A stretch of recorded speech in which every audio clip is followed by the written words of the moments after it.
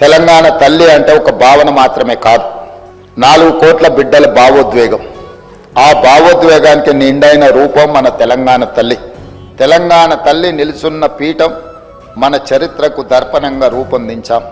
తెలంగాణ చిరునామనే ఉద్యమాలు, పోరాటాలు, అమరుల ఆత్మ బలిదానాలు.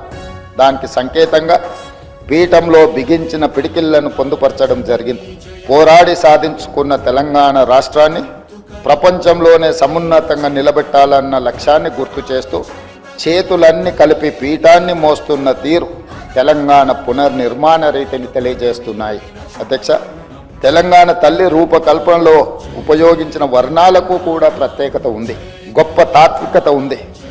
పీఠంలో నీలి వర్ణం గోదావరి కృష్ణమ్మలు తల్లి నిన్ను తడపంగా అన్న అందశ్రీ గీతంలోని తెలంగాణ జలదృశ్యానికి ప్రతీకగా నిలుస్తుంది.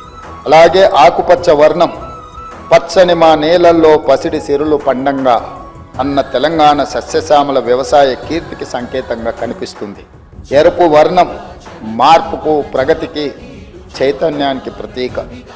బంగారు వర్ణం శుభానికి, ఐశ్వర్యానికి, సమృద్ధికి నిదర్శనం. ఆకుపచ్చ చీరలో చేతికి గాజులు, కాళ్లకు కడియాలు, మెట్టలతో చాకలి ఐలమ్మ, సమ్మక్క సారలమ్మ పోరాట స్ఫూర్తితో, ఎంతో హుందాతో కూడిన ఆహార్యంతో మన తెలంగాణ తల్లి రూపొందించబడినది.